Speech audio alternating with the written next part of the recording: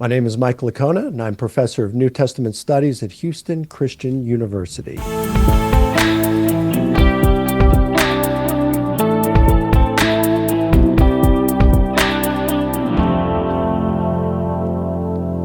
Dr. Mike Licona. Mike, good to see you. Welcome to Exegetically Speaking.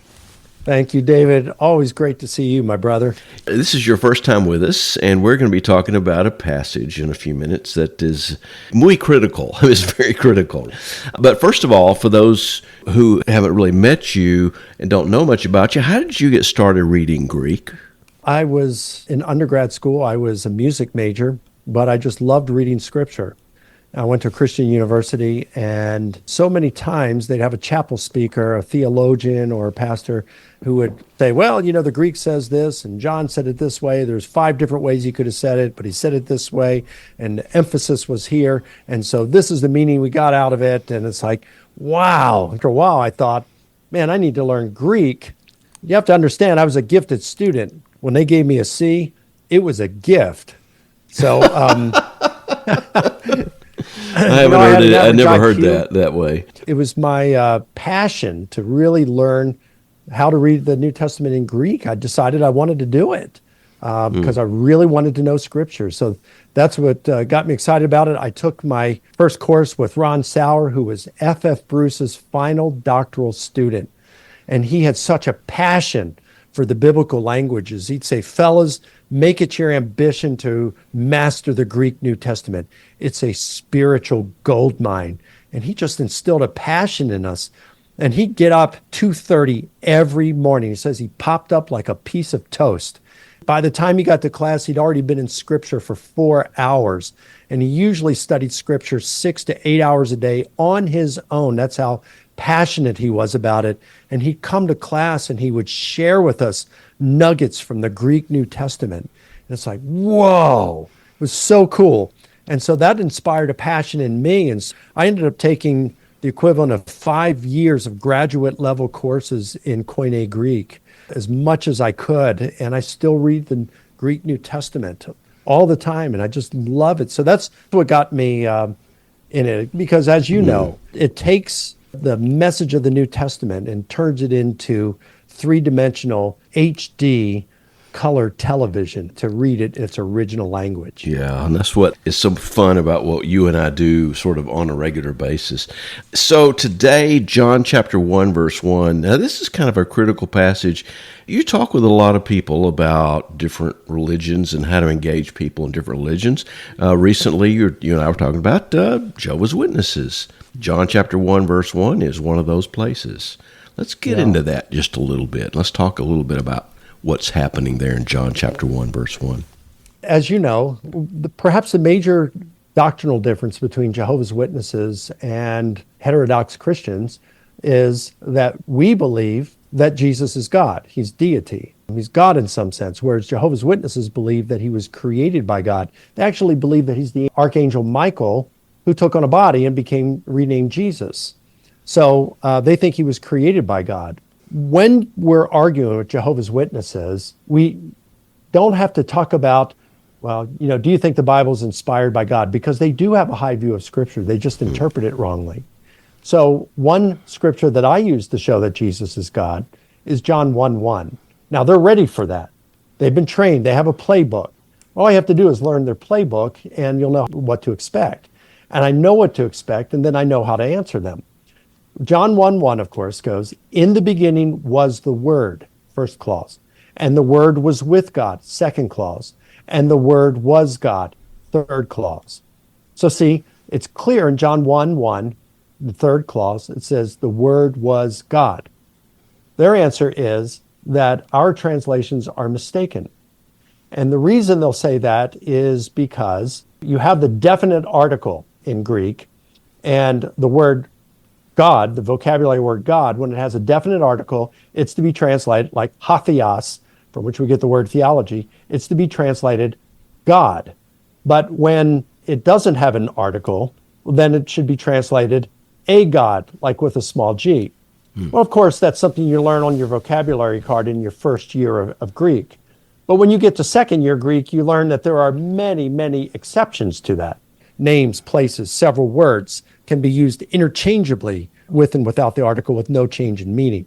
So here's the thing then. They will argue that when you have theos appear as a predicate and does so before a verb, well then it should be translated like as a quality rather than as identity. So let me explain what I mean.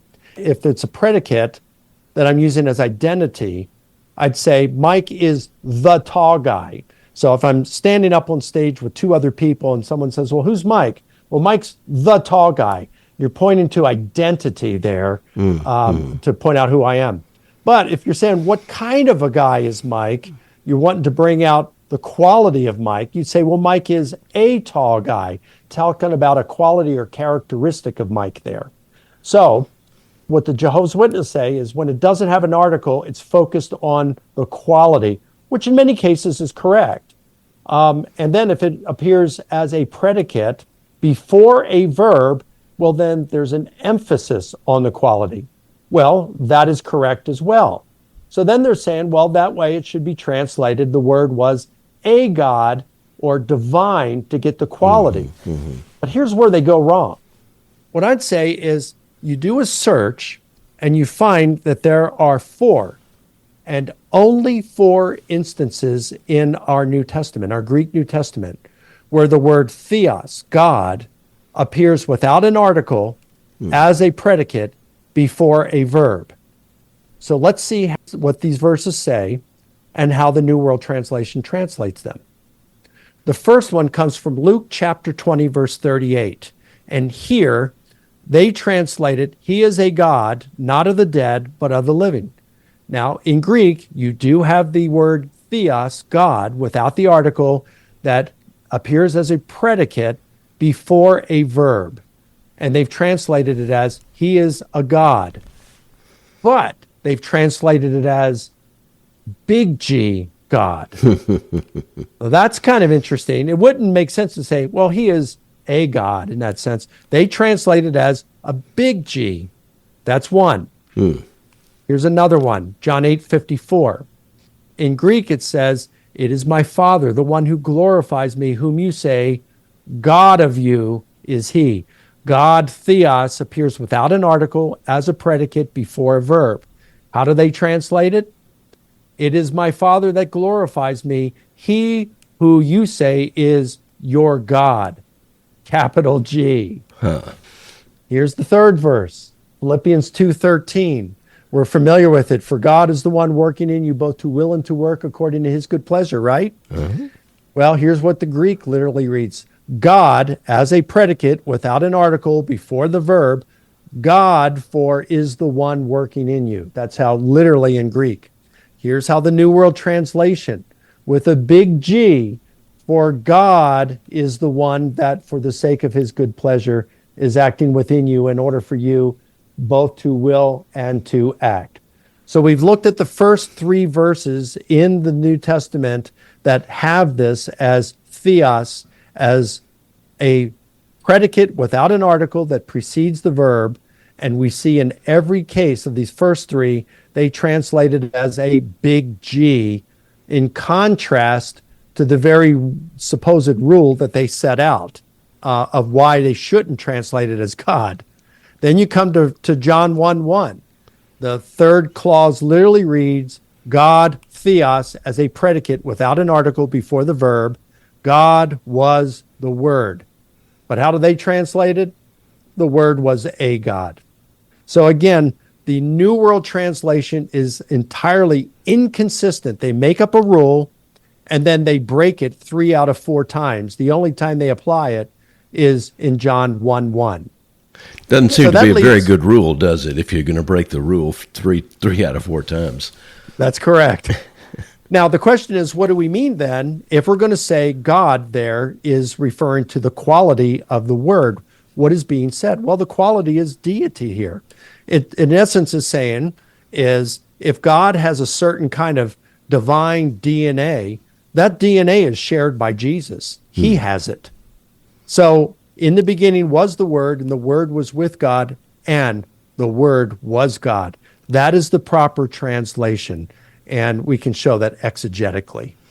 And it's these comparisons that really are helpful, Mike. And thank you for sharing that. I hadn't seen those before, and I had not checked out the New World Translation on those before. But that's a helpful exercise to do. Hey, thanks for being with us today on Exegetically Speaking. Thank you, David. John 1 is the crux of some important biblical interpretation. Thanks to Mike Licona for chiming in on that with us. He'll be back soon. By now you must be saying, what can I do to learn Greek? What can I do to learn Hebrew? Well, let me tell you. Look in the show notes and you'll find a clear path to the great programs and courses at Wheaton College. That's where you need to go. And you need to do that outheos. That's Greek for immediately, or at least one of the words. Thanks to the best editor in podcasting, Kathy Capes. Thanks to John Lunsma, Jesse Dugan, Phil Kagi, and Rebecca Larson for helping us produce this podcast there at Wheaton College. Until next time, I'm David Capes. Thanks for listening.